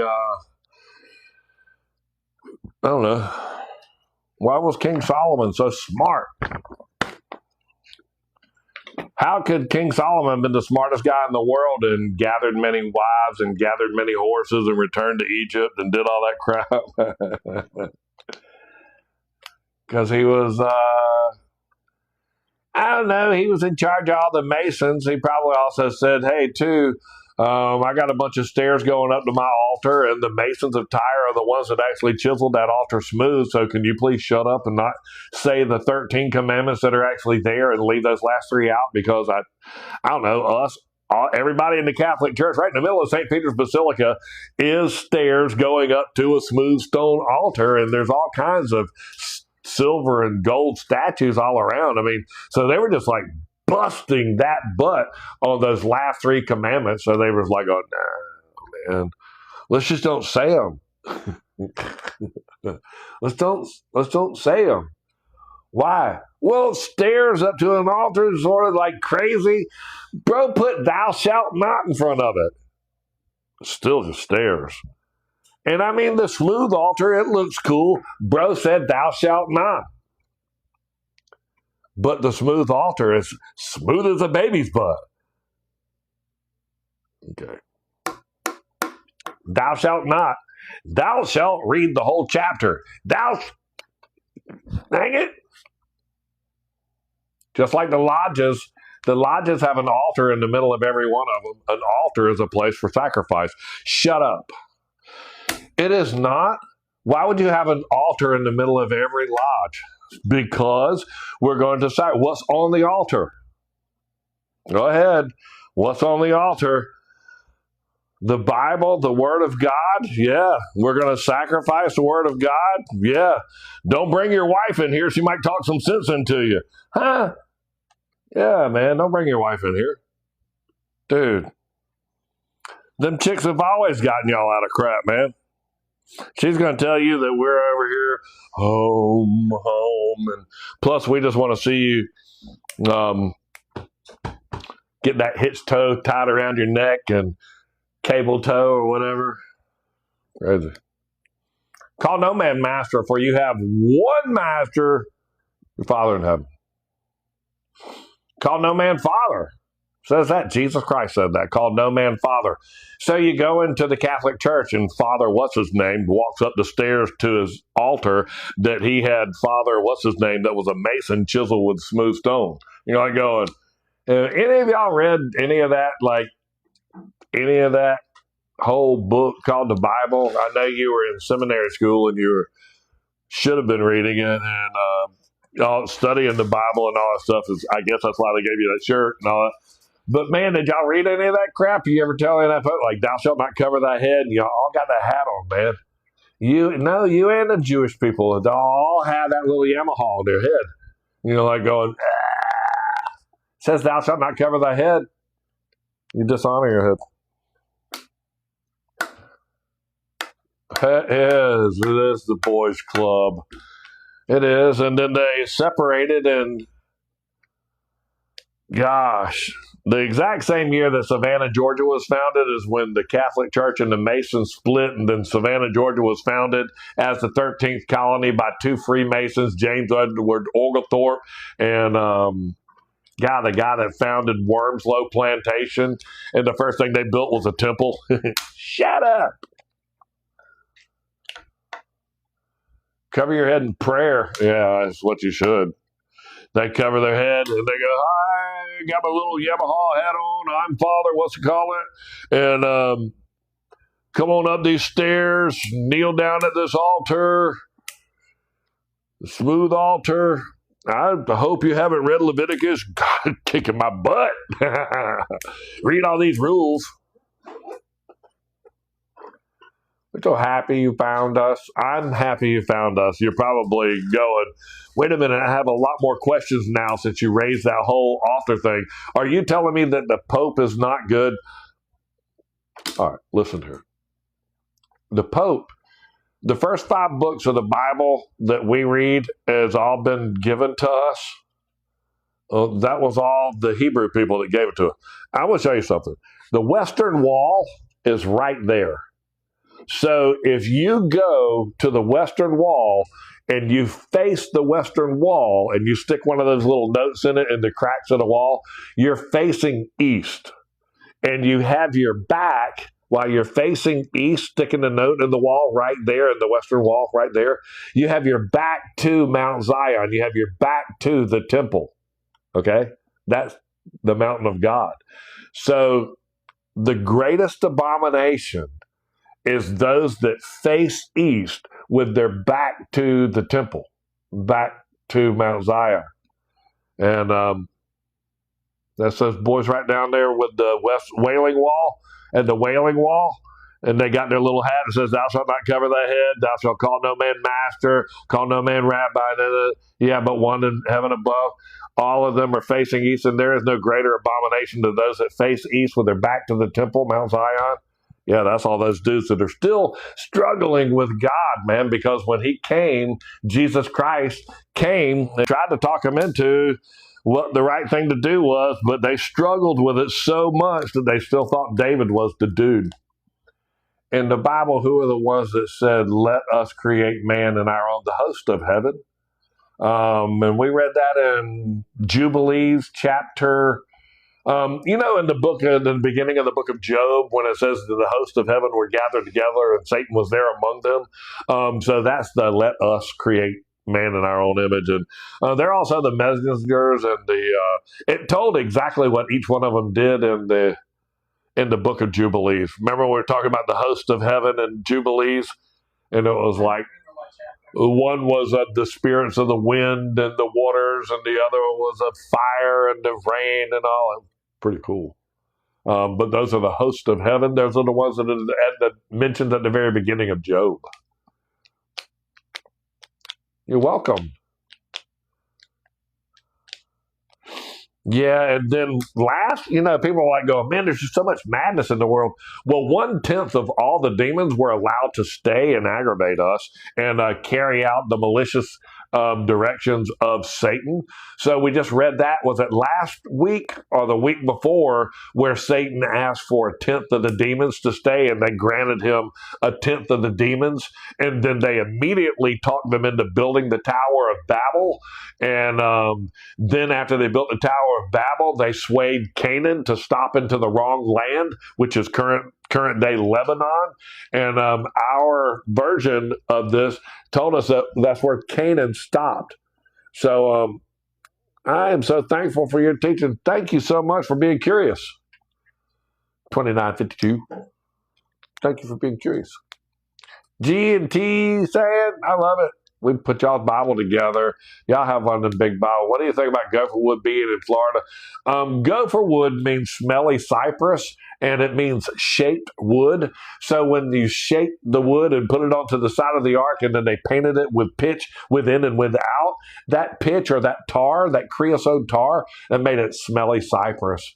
And there's a lot of cypress over in Lebanon and all of those areas where they built the ark at. And I don't think a bunch of rednecks built.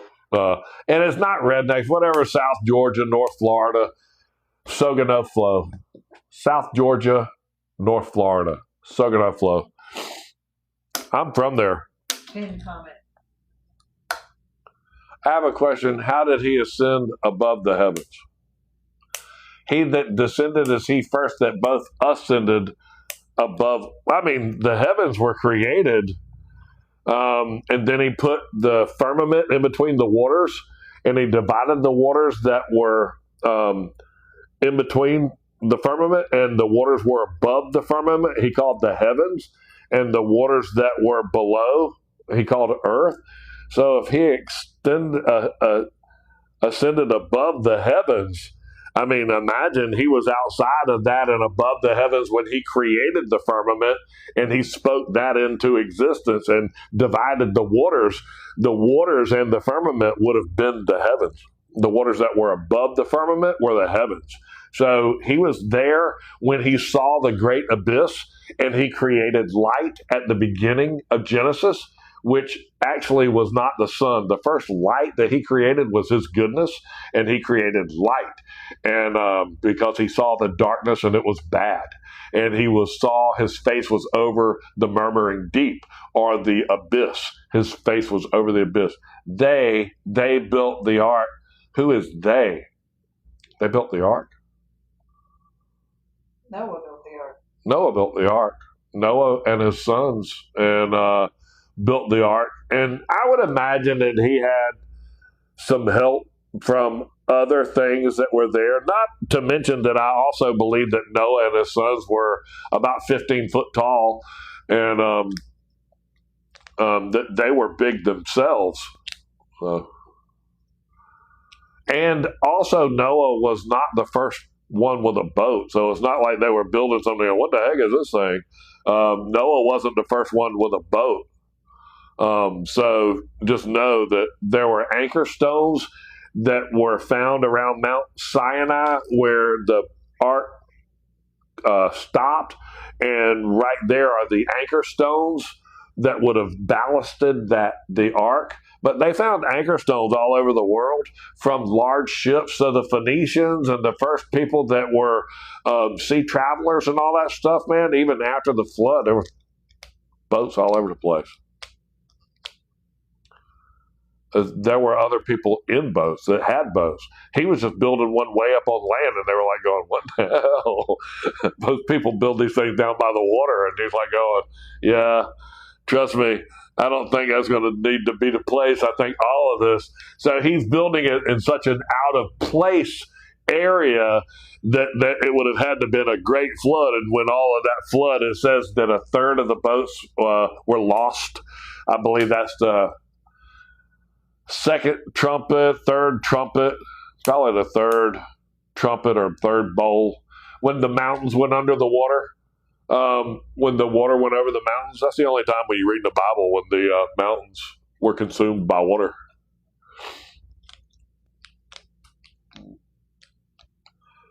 No, he was not. And then there were lots of giants after the flood, so it didn't kill the giants or the Nephilim whatsoever. I mean, Moses sent out the spies into Canaan. They came back and said, dude, we like grasshoppers, man. So there were more boats, and a third of the boats were destroyed, as it says.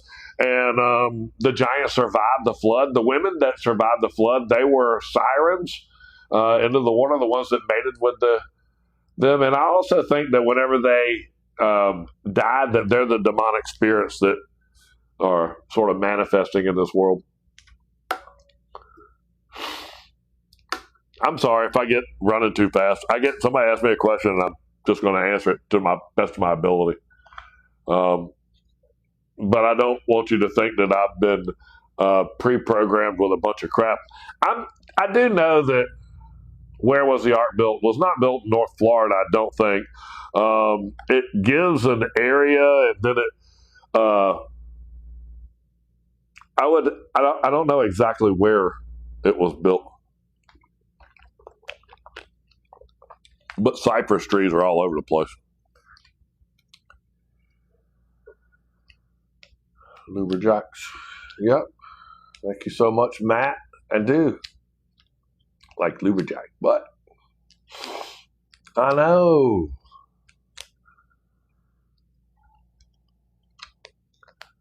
They put all the ballast stones on those boats. They're all over the world.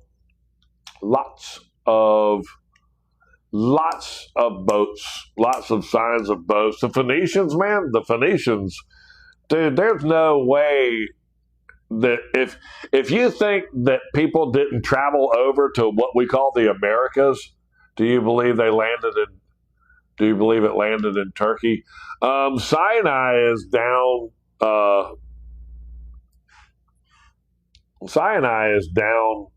by above Egypt and to the right hand side of Egypt, all that stuff.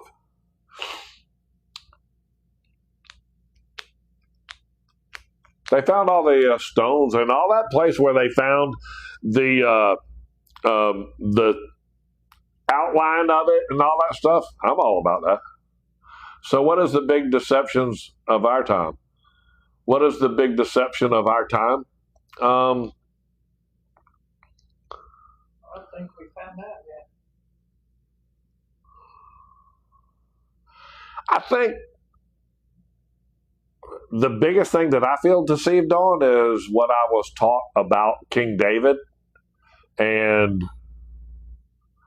what I was taught about Jacob and what he saw and how he earned the name Israel and that it means struggles with God, and how through my own personal reading I can read to you in the Bible that he's not the guy that we were taught that he was.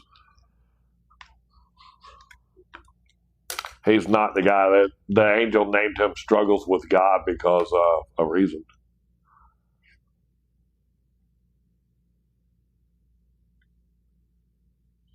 That's the 12 stones that Jacob did annoy. That was crossing the. Oh, I know, man.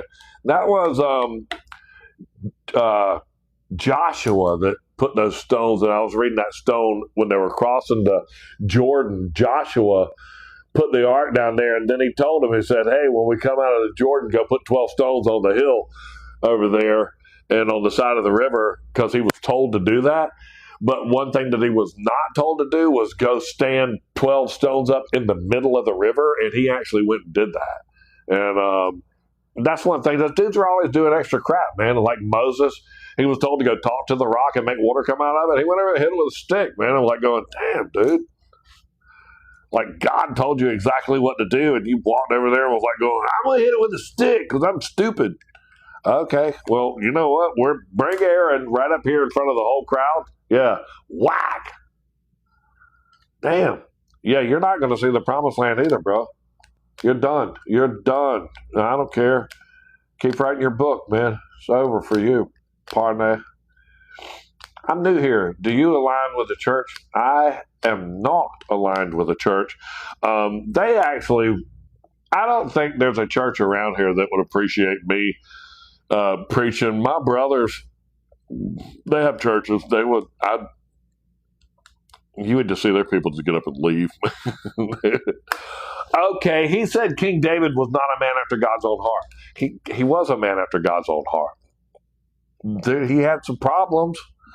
I mean, when you hate the lame and the blind with your soul, man, you got issues with yourself, dude. You gotta look into yourself, man. When you hate the lame and the blind with your soul, you gotta wonder who brushes your teeth in the morning? What do you do when you're brushing your teeth? You all go, I hate the lame and the blind. I hate the lame and the blind, man. I have no room for them in my heart. What is CERN? CERN is going to be a big hole in the ground. Probably be the big abyss whenever they do that. I don't think that's where Satan's seat is, because it says Satan's seat is in Pergamum, and Pergamum is pretty clear where Pergamum is. Let me show you. I got a scripture that says, I know thy works and where thy dwelling is. And he says he's writing this to the church in Pergamos. Okay? I mean, in Pergamos, that's Pergamum. And I know thy works and where thy seat is, where Satan's seat is, his faithful martyr Antipas, was slain among you where Satan dwelleth. Okay, where does Satan dwell? In the church of Pergamos, where Satan's throne is, where Antipas was slain, among them where Satan dwelleth. Where? In Pergamos. Where's Pergamos? Pergamos is, let's see, I'll show you.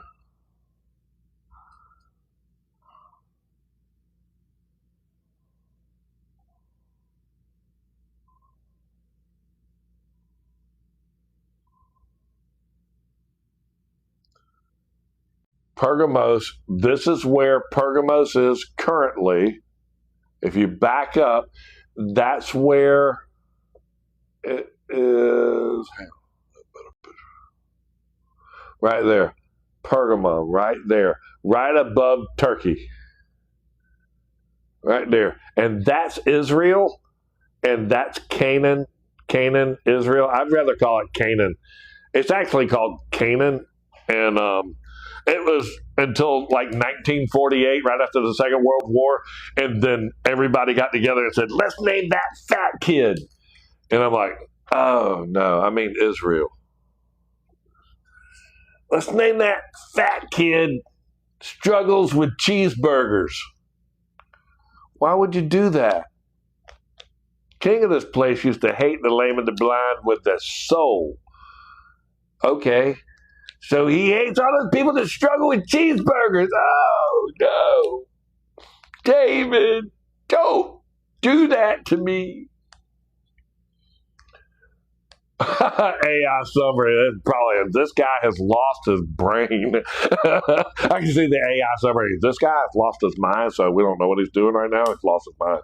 So we're probably shutting down because Israel runs this program. Shut up. You can't say that. You can't say that Israel runs this program because they own TikTok. They do. And if you can't read Isaiah. I would not read Isaiah. Don't read Isaiah. By the time you get to chapter 70, you start talking about Jesus Christ. You'll get some little glitches. 90,000 likes. Gosh, that's some thump tapping. I can do that. Can I like my own thing? Ooh, it is too. Let's see if it do it. Y'all ask me a question. I'm ready, man.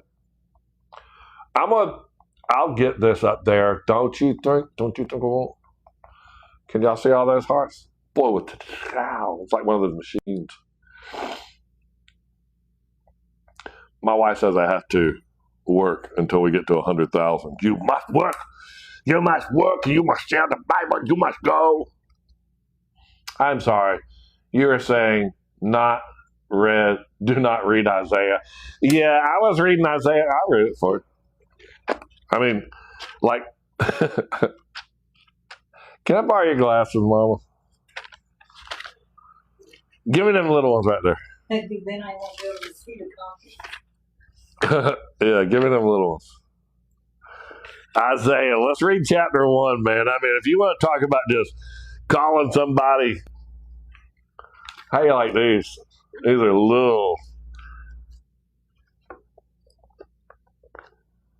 All right, let's just see. No kidding. Let's see how far I can read into this before I get shut off. Let me give you a good picture that'll go with it. No bark. Okay, that's the stack.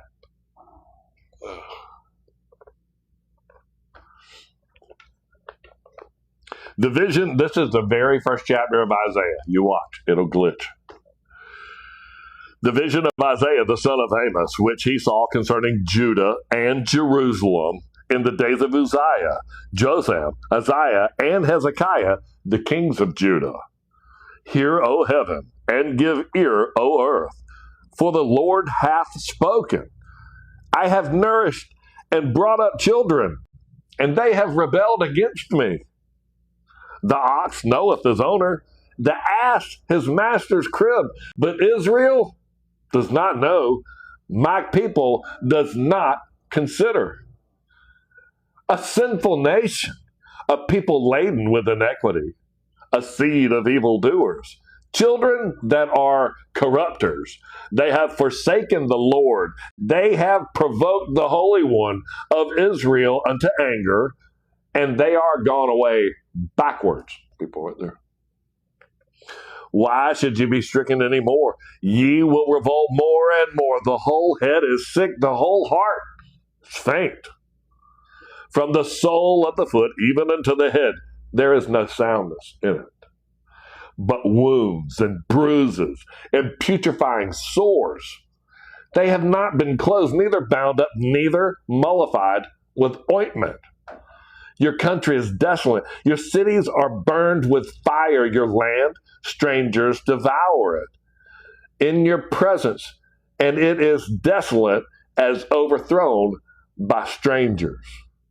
And the daughters of Zion is left as a cottage in a vineyard, as a lodge in a garden of cucumbers, as a besieged city.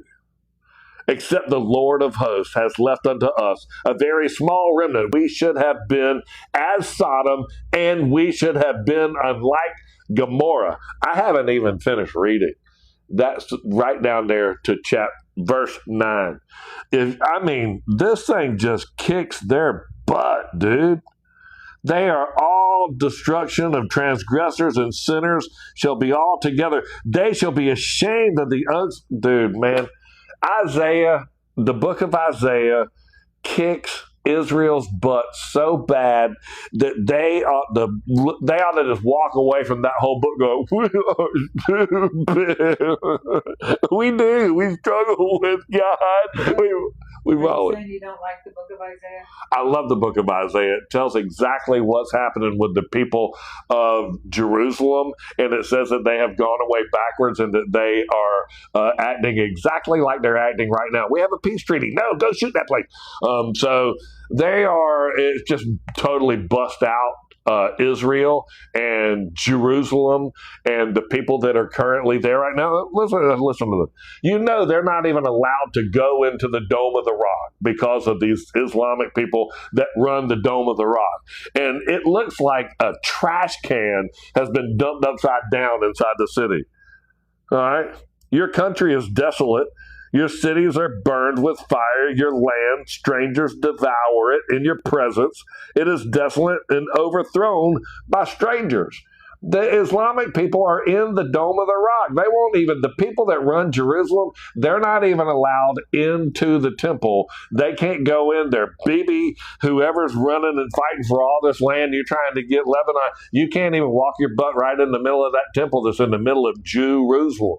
Okay, you don't even own that. They won't even let you dust the mantle place off in there because you're just not allowed to go in there. So why don't you just go take over the stuff that's in the middle of your big old city and just say, man, we're going to clean this temple up. We're going to get the practices going back. I want the head people in here. Let's build this thing. Let's go. Let's do it. But you didn't do that, man. Y'all didn't even pick up the solo cups that are strapped around that thing. You suck.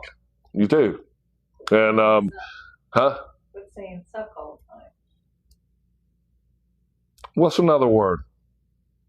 You stink. No. There's a lot of them boys over there stink, man. That ain't kicking their butt. Come on, another one. You know? Yeah, what's another word that I can say that instead of suck? Because she said you can say you stink. And I'm like going, man, that's like a lot of those dudes not bathing. Maggot, blasphemous, bite. They're crap. Y'all are so much sweeter people than me. I was a roofer, and I thought suck was the most edited down version that I could get. I was just so proud of that. But they're a bunch of knuckleheads, and they've been sitting there going, "Oh man, it's David and the son of David and all that stuff." Even in Matthew, man, Jesus was like going, "Who's the Messiah?"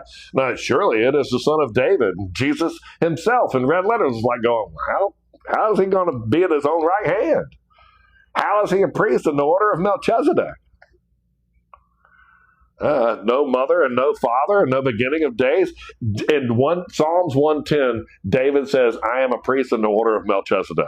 Okay, you have no mother and no father and no beginning of days and no end of days? No, you're panda, hambo, man. Oh, Dad. I so mean, Dad. Boo, I licked inside your mouth. Dad, I got you. I got you. Peanut and pound cake. Dad, you love Arlo. It's 10 o'clock, Dad. You got to go. You got to go. And take me to bed. I love y'all. I love Arlo too. And I'm sorry, y'all been on here so long and sitting here and listening to me, punching David in the head and Solomon. I'm not going to give him a break, man. We got the $116. Super awesome, man. Thank you so much, Matt. I love y'all. I love you too, Tyler. I certainly do. Only nine here. Amen to Cletus. Only what? Amen to what Cletus said. Oh, yeah, there it is. Loving my Codex. Thank you so much. If you haven't gotten your Codex yet, please do, man. That's my big go-to book. And me and my son, that's one of the things we're super proud of. These were right there on the counter.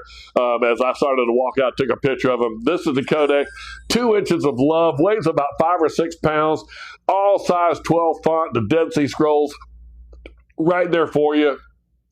And all the books that we hand make, we really do take a lot of pride in them. We're actually getting good at them now. And if you go to my link tree, go to my bio page, and go to my link tree right there is going to be the study guide for the lesson that we just took tonight right here. But there's all my handmade work, man. That big old Bible and all of that stuff, that's the Codex is right there. The Apocrypha Bible, that's right there. Let me show you. I'm going to tell you something. These codexes,